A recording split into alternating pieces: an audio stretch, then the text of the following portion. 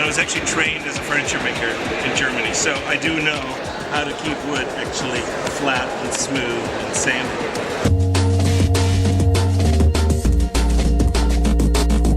So I don't buy my wood at a lumber yard. I get a big root delivered by truck, dumped in front of my studio.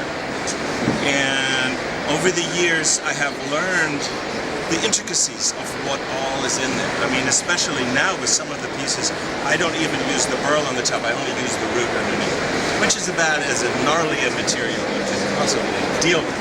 It's full of dirt, it's full of rocks, and it's very unpredictable. When I first got introduced to it, it's like I played with it. It's wonderful to work with. It has a very high water content, but it moves, it warps, it does terrible things. And I didn't want anything to do with it. Wood people in general like control. You know, we want to take this board, do whatever with it, and have a very distinct form in mind.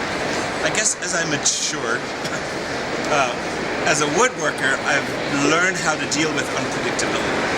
What I basically do, I set it up to do something. I have control to a certain point, then I have to step back and either let it totally do what it wants to do or manipulate it in a certain way. So for example, with the book, basically the process is very simple.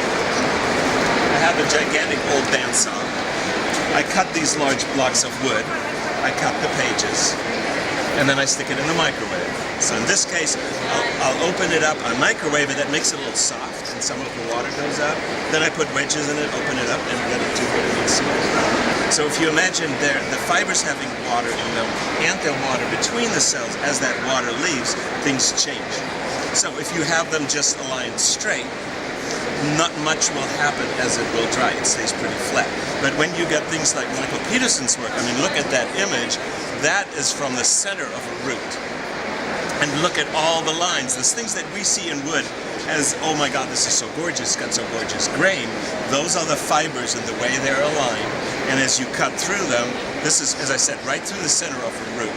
That's what gets exposed. Well, so if you dry that, it has to dry according to this grain structure, and that's how these things happen. So I do the same with the turned objects. It always feels like it's going to fall down, but it's not.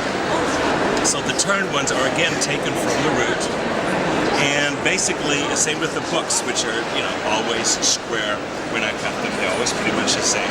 I turn a fairly simple shape, and then dry it slowly and let it do what it needs to do. And so they're pretty much all originally have the same shape, but there's changes always according to its grain structure. And you can predict certain things. But the fun for me and what keeps me at it is the unpredictability. Is like something happens that I could have never warped it or bent it or moved into the shape.